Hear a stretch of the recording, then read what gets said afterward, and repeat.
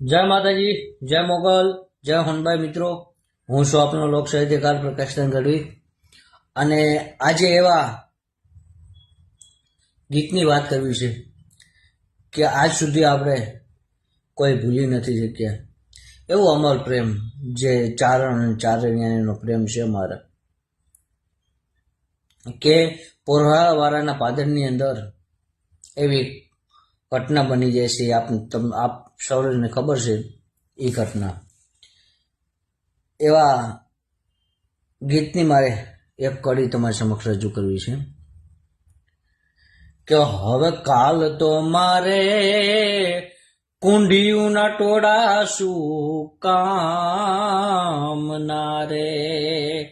હવે કાલ તો મારે કુંડિયુંના ટોળા શું કામના રે.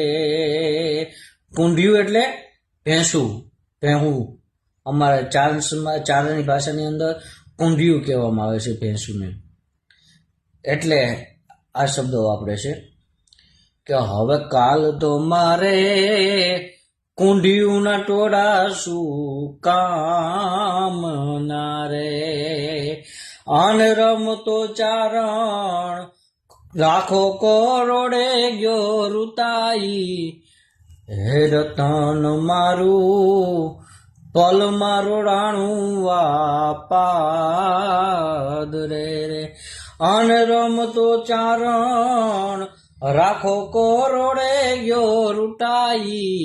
રતન મારું પલ મારો રાણું વાપાદ રે. પણ આ તો હતું હારી ગયો. અરે રે મારો ખજાનો બેઠું કોઈ. પણ આમાં કામણ હે કામણ ગારું જોને કોઈ.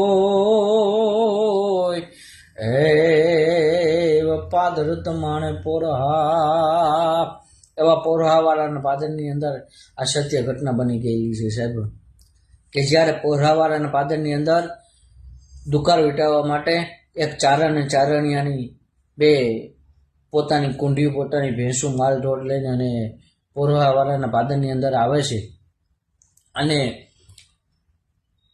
એ પોરહાવાળાના પાદરની અંદર ચારણિયાને ઊભી રાખે છે, કુંડિયું સાથે, ભેહું, માલ ઢોર સાથે ઊભી રાખે છે કે તું ઊભી રહે, હમણાં હું જઈને રાજની અંદર જઈને આવું અને જોઉં કે જો કદાચ આ દુકાળ વીતી જાય એવું અહીંયા કંઈક રહેણાંકની સગવડતા થઈ જાય તો આપણે અહીં રહી જઈએ. અને રાજની અંદર જાય છે, પૂછવામાં આવે છે કે અહીંયા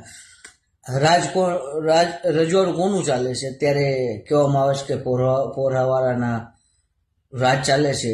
ત્યારે એ રાજની અંદર જાય છે ચારણ અને અહીંયા કહે છે કે બાપુ કે જય માતાજી. તો કે જય માતાજી. કે કોણ તમે? એ કે હું ચારણ છું અને કે બાપુ કે તુકાર વિતાવવા માટે હું આવ્યો છું, તો કદાચ અહીંયા સગવડતા થઈ જાય તો 4-5 મહિના દુકાળ વીતી જાય અમારે. તો બાપુ કે ચારણ છો? તો કે હા.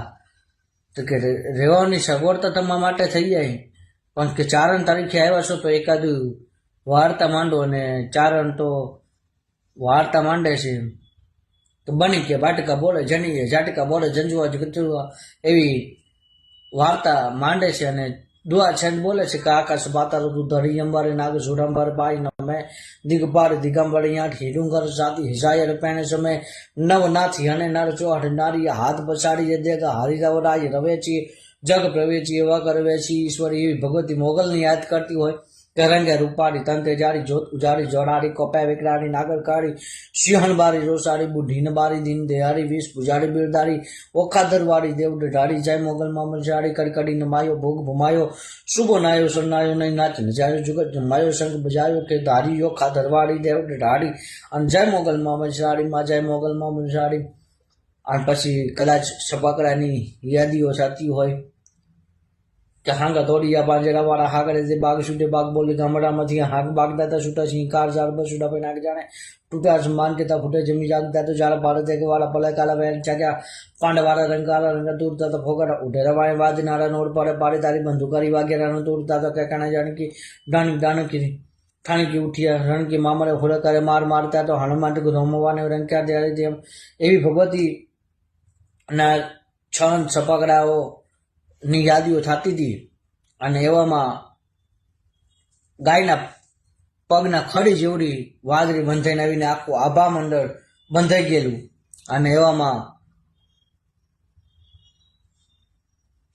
ચરે અષાઢી વાદળા કારા દોવારે નંબર 10 ઉતરાથી મથે ઉત્તર ધરાટતા તો ઝીંગોરા મોડરા વહારી મંડળ ધારી યગ ધારા મેઘ ધારા મંડાણા વેપાર એવો આહાડ ગાંડો ટૂર થયેલો અને નદીયું નારાયણ છરો છર કરી દીધેલા અને એવામાં જ્યાં ચારણિયાને ઊભી રાખીને આવી પોતાના ઘરે સમજાઈને ગયો હતો કે તું અહીંયાથી હટતી નહીં, હમણાં હું પૂછીને આવું રાજની અંદર, જો તું અહીંયાથી હટતો તને તારા ચારણના સમજે. એટલે હવે એ ચારણના સમજીતા છે, ચારણિયાની તો જાય નહીં, ત્યાંથી આગી ના જાય. કદાચ હમ દીધા હોય તો કદાચ આઘી વહી જાય, પણ આ તો હમે દીધેલા એટલે આઘી જાય નહીં. હવે કરવાનું શું? અને નદીઓ ગાંડી ટૂર થઈ ગઈ અને એની અંદર ચારિયાણી અને ભેહું માલઢોળ બધું તણાઈ ગયેલું. અને એવામાં રાજની અંદર એક માણસ દોડતો આવીને કહે છે કે બાપુ, આપણી નદીની અંદર પાણી એટલું બધું આવ્યું છે કે અંદર ભેહું એટલી તણાઈ જાય છે અને એક બાય તણાતી જાય છે.